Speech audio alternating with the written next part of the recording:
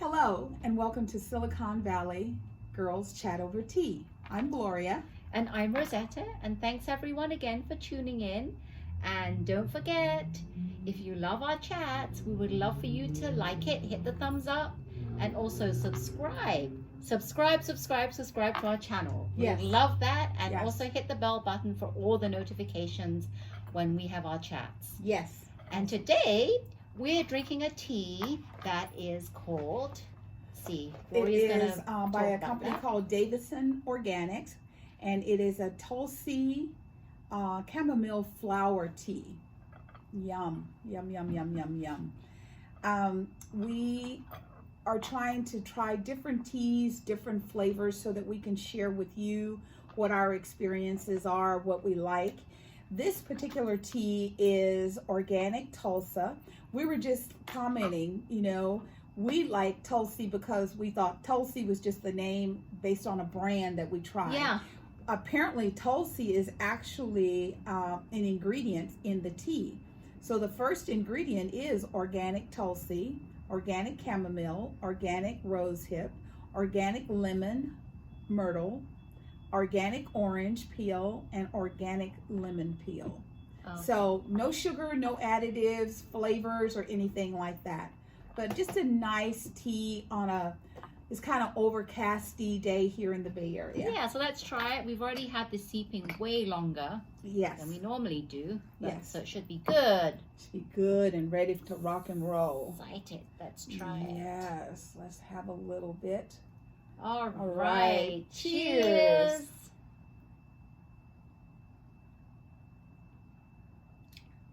Oh, it's not bad. You Yeah, can actually nice taste flavor. the chamomile Yeah. or chamomile, some people say. I don't know what the real pronunciation is. Chamomile, it doesn't matter. People know. Potato. That's right. They know what we're talking Yes. about. So the first thing, I don't know about you, but of all the sports, I love football the most. And I am originally cowboy girl because I'm from the South. And then when I came to California, I had the pleasure of meeting a friend, and she worked in the front office at the Raiders. So I became a Raider girl, Raiders. and oh my God, yes, we'd go tailgating, and then we'd go to the game, and then we would tailgate after the game, so all the people would leave, and we wouldn't have to fight with traffic. So it was never a traffic issue. It was always a lot of fun. One of her friends had a beautiful little camper, and so we would have like steak and potatoes and vegetables, all of it cooked out in the parking lot. Nice. It was amazing. So with that said, I married a man who loves the 49ers. So last week, the 49ers played the Ravens. I think that was the game that he was most excited about. So that was like a very challenging game, and everyone was like, it was exciting. It was a nail biter to the last minute. Well, this week, they just played the Saints. Talk about a nail biter. It was back and forth. They were up, they were down. It was a very high offensive game because the scores were over 40 points. I was like, oh my God, a football game. I know. It was amazing, but he was happy because they won. They won, yes. Yes. Won. And he's looking forward to the game on Sunday because it is California versus California. The Rams versus the 49ers here at Levi Stadium. So that's going to be nice. Nice. So we won and Seattle lost. That's right. So that's a good thing. Yeah. That's a good thing. And I think if they win here, or if somebody else loses, then the 49ers will clinch not just playoff, but home field advantage. Yay! And I think that's what they're after. So, bah humbug. I love my Raiders. Congratulations, 49ers. Yes.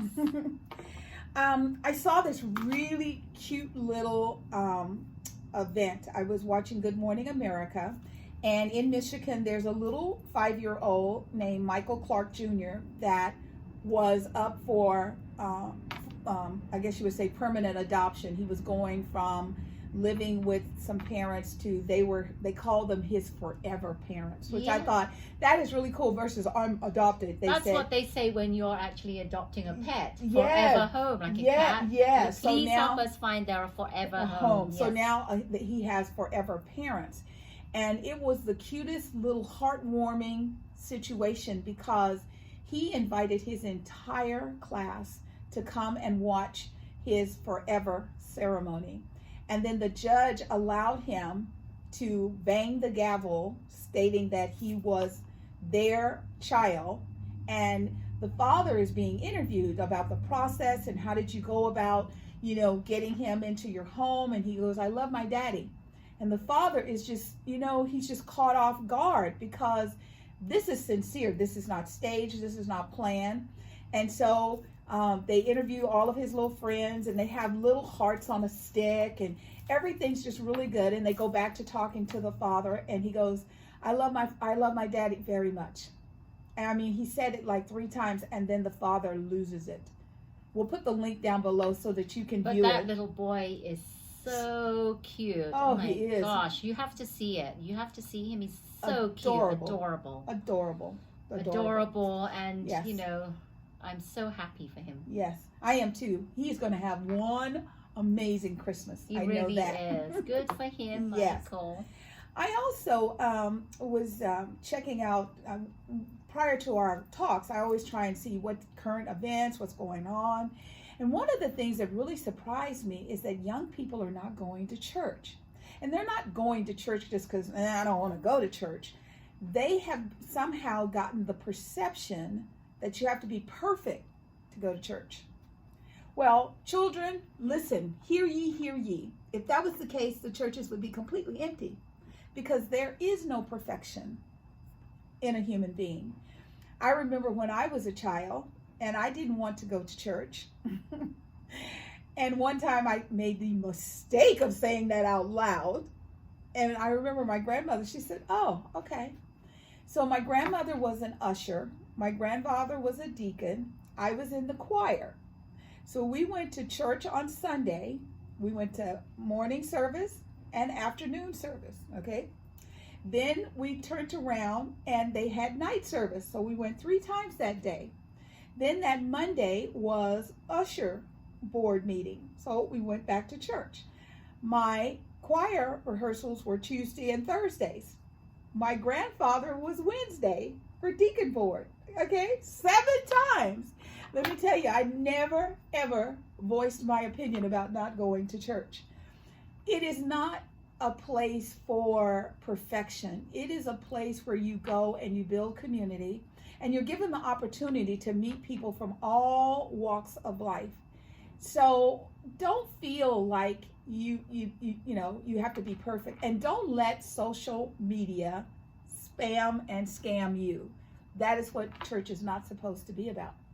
That's true. That's true. Nowadays, kids, and there are other things that preoccupy the kids' minds nowadays, and they don't understand the real meaning behind. I mean, any kind church of religion, and fellowship. Any kind of religion. If you go to a temple, Right. or if you go to a mosque or Right. a church, as in Gloria's case, it's all about trying to teach people something, to be a better person. Yes. That's what I really strongly believe. And when I was a child, a lot of the ministers were put on very high pedestals. Nowadays, through social media, those pedestals are kind of being knocked from underneath them. Sure. So you shouldn't be seeking perfection because the leaders aren't perfect. And they admit, I am a human being. I am aspiring to be more spiritual, more kind, more loving. So that's what you go there for. And if you go with the right open heart, you will have an amazing experience. I promise. Yes. Yes.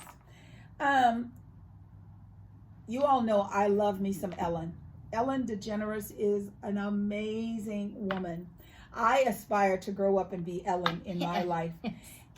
If I had one wish or one blessing, it would be for my company to be so financially abundant that I could do some of the things that she does. Now, we know she's doing right now the 12 days of Christmas. And so for 12 days, her audience receives amazing gifts, trips, televisions, money, all kinds of things. Well, on Tuesday night, she launched a new show that was called Ellen's Greatest Night of Giveaways.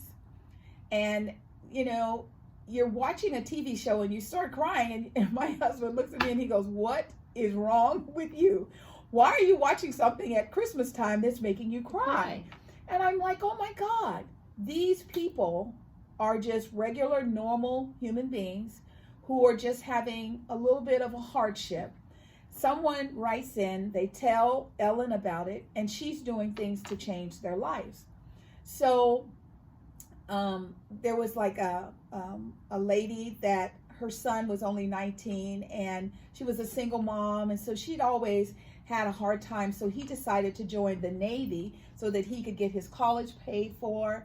So he goes off and he comes home, and he's there and he's trying to figure out, well, why am I here? What's the purpose of this, and they're like, well, Ellen heard about, what a hard time your mom's been having. And so she asked him some questions, like, what kind of car do you drive? And he makes a joke, and he's like, sometimes I'm on the bus, I have and she goes, well, here's a new car. And she gives him the keys to a new Honda right there on the show. So the mom is sitting there. Now the mom is happy. She's happy she's getting to see her son. Their favorite series of movies is Iron Man. And Robert Downey Jr. is in a box, a Christmas present box.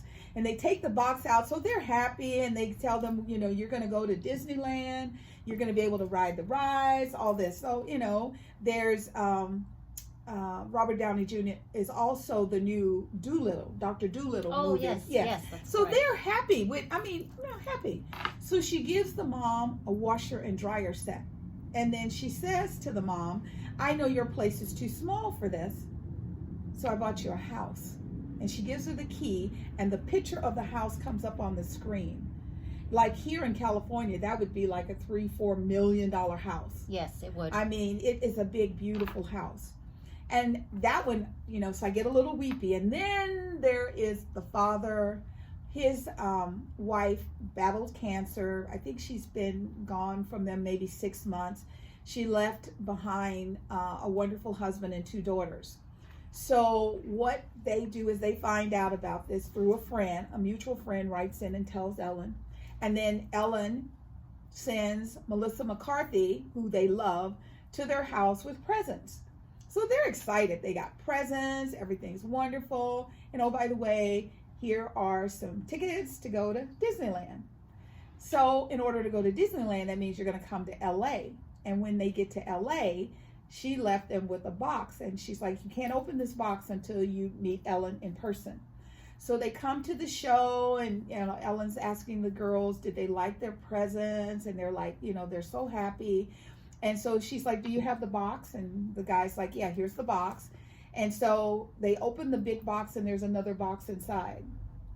And so one of the daughters, she goes, oh, I know what this is. There's going to be another box in the next box. And she's making fun. Right. So they open 3 boxes, and the last box is his mortgage to his home. $300,000 has been paid off. I mean, there wasn't a dry eye in the audience. Wow. There are tissues. I mean, even Ellen, who, she does this a lot, she was very emotional.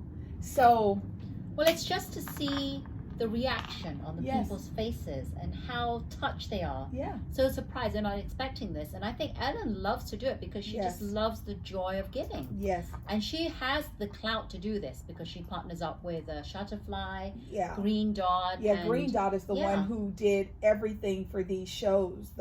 All the money. Yes. I mean, big money. And she's like, this is a great bank. And I told my husband, I don't even know who Green Dot is. I've never heard of Green Dot. After watching this show, I'm going to do some research. And maybe that'll help them so that they can help more people, because that was just awesome. Right, that is. Awesome. That's great. Okay. We have been trying to figure out what's going on with women of the world and women being empowered and feeling empowered.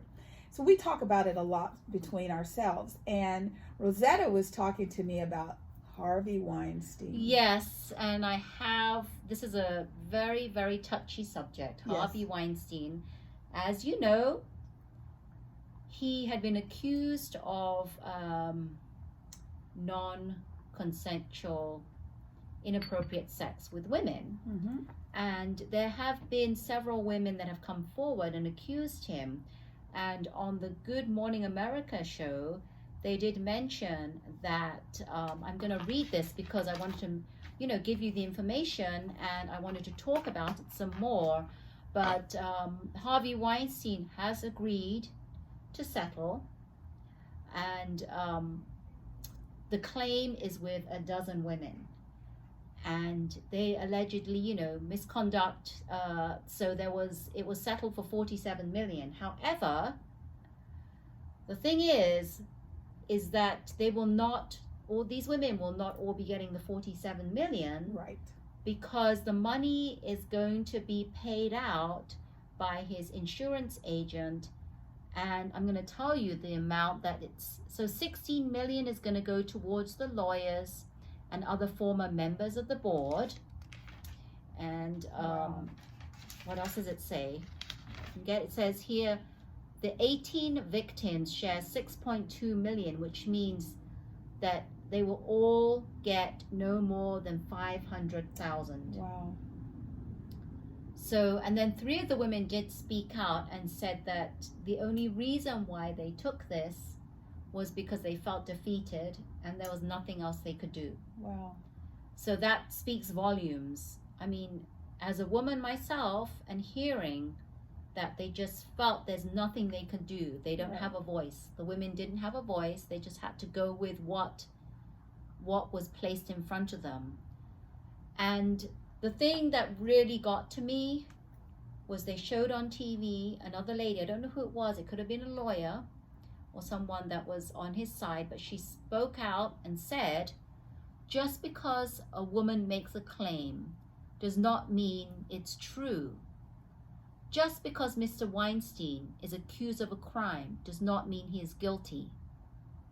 Wow. And this is coming from a woman. Wow. And there's a lot of things wrong with this, because 1, she's a woman. 2, because it hasn't just been like one person. Yes. It's been many women coming out and speaking about this. Yes. And men. Yes.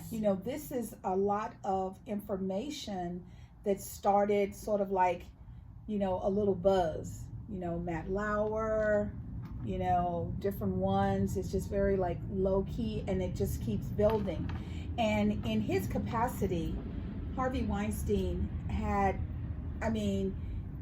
he could control women a lot. If you want to do this movie, you do what I tell you to do. And there was no other alternative. Right. They really wanted the movie. They were trying to get their career going, Yes. their acting career going, and they thought that was the only thing to do. It was kind of the norm back in how many, 20, 30 years ago. That was the norm.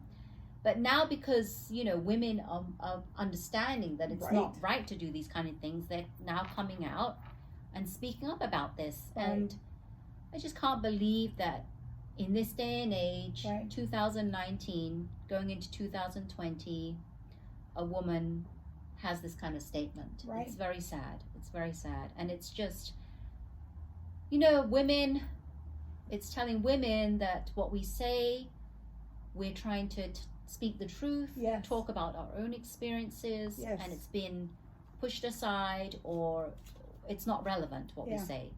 So that's really, really sad. It is. I mean, Rosetta and I spend a lot of time doing activities of women supporting women. And I was watching a clip of Senator John McCain's final service. And one of the things that his daughter said that just really touched me was, she goes, all of you people sitting out there pretending, sitting all stone-faced, it's like, we know the truth. And people who pretend to be friends of my father and not really, friends in lip only. So for me, I think about this, and women, you have to learn how to support each other. If men can figure out how to become billionaires and they all can work together, can't we as women figure out how to support each other? If a woman says something happened, at least wait till you can verify it. And once it's verifiable, do not shoot the woman for being open and honest. Don't do that. You know, I'm constantly talking to women, and I tell them all the time, you don't like the way our country looks. You don't like the way the world looks. You believe in climate control. You want to do something about it. Get up and vote.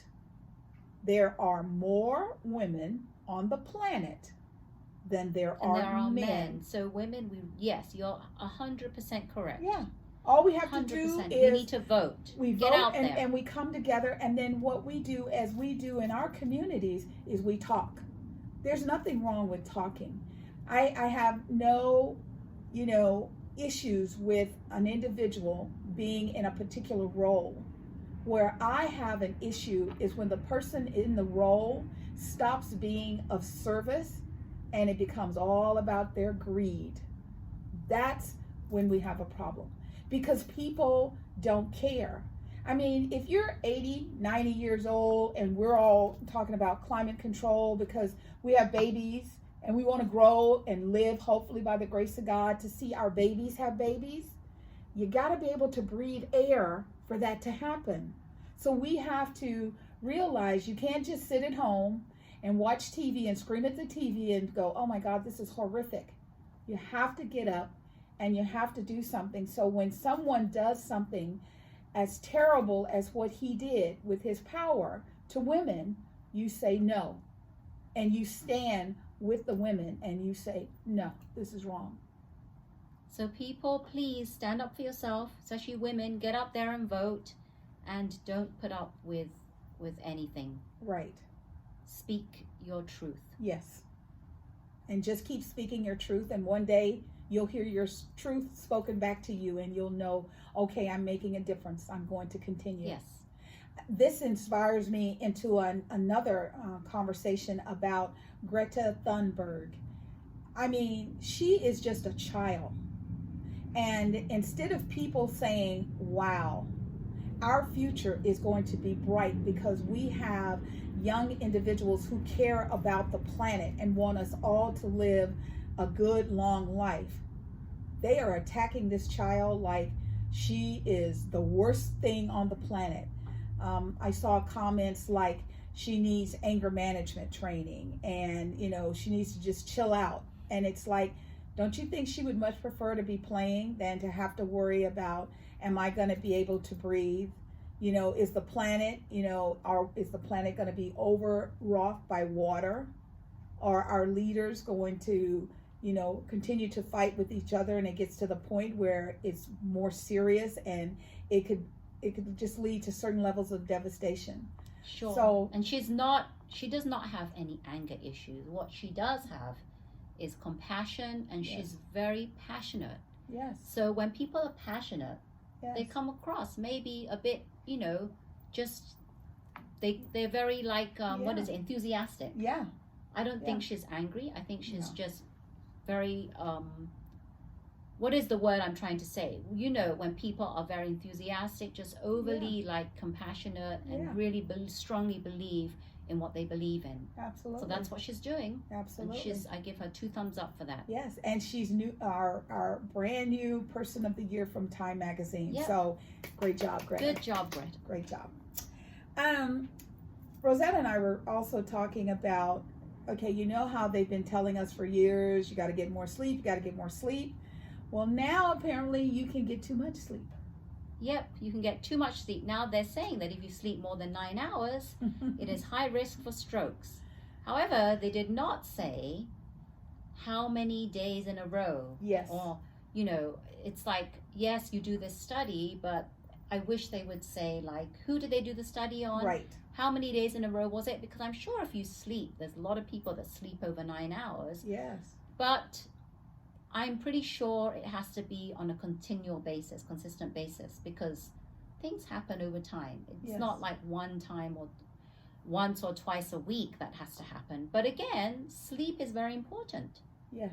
It's just like taking care of your health and exercise. You need to sleep. You need to have enough sleep. And yes, I'm pretty sure that if you sleep every day over 9 hours, that could happen. Yeah. But yeah, so please sleep, and because every time you're sleeping, you are rebuilding. Yes. Your body's repairing and rebuilding. Yes. And we need that in order to keep going. And they said that, a lot of people consider sleep like a luxury, and it's not. It's a mandate.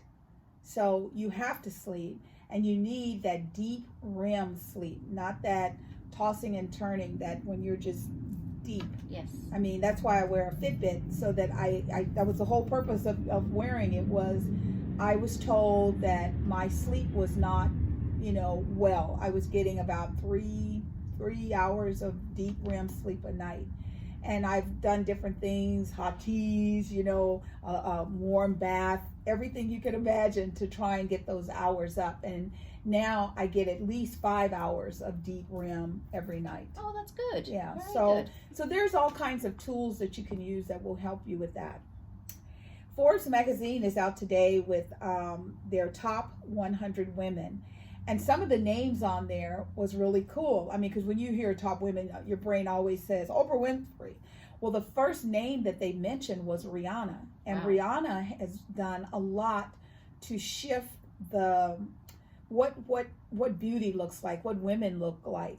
She has her own line of clothing and lingerie, and she selected women from all different sizes because she likes, she's a curvy girl.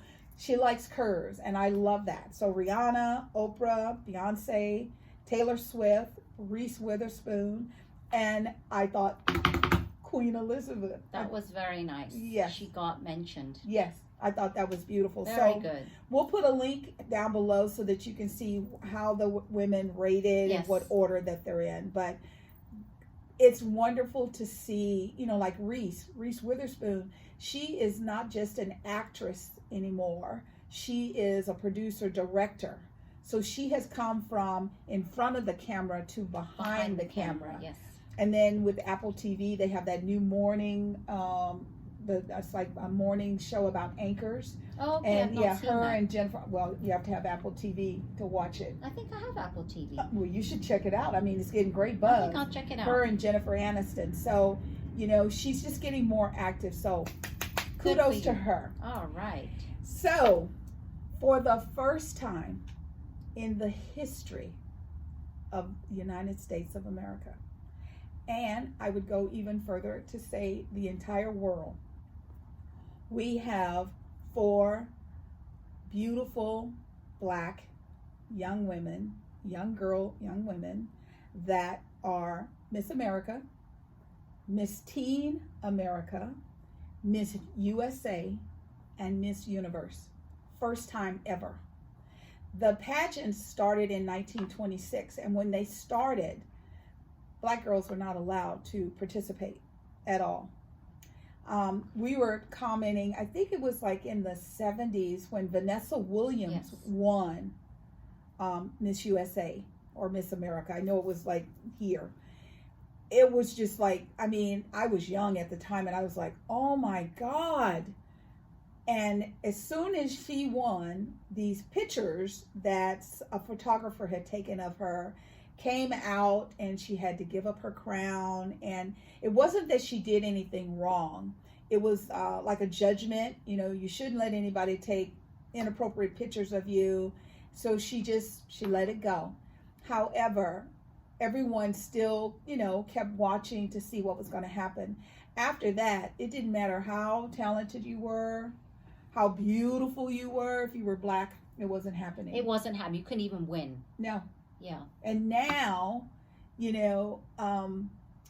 it's just amazing. We have the link for you to see down below. These are some beautiful young women, and they are just very talented. And what they've done is they have shifted the paradigm. So now when young Black girls are looking at the pageants and they see these women walking the runway, it gives them hope.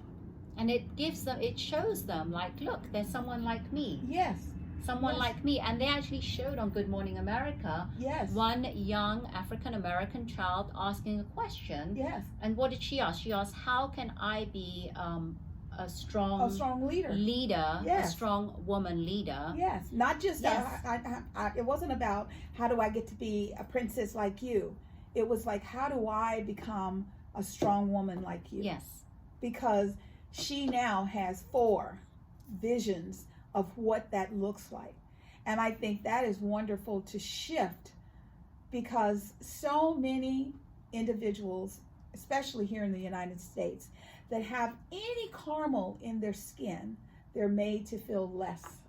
That's true. And it's really sad, you know, and it's just really sad. And, you know, I always say to myself, you know, my husband's favorite movie is Independence Day. He can narrate it. He watches it that much. I am so done with it. However, if that was to happen right now today, the very people that they want to wipe off the planet are the people they send to war. Right. What would life be like, Washington, D.C. participants, if you got rid of all the caramel people because you think that you're superior in certain areas? And this is what you had. We have aliens who they don't care if you are pure white or caramely. You're to them, you're the enemy, and they're going to kill you. So that's something for you to think of. And then in the environment of which we all live, this is once again an opportunity where we need women to show up.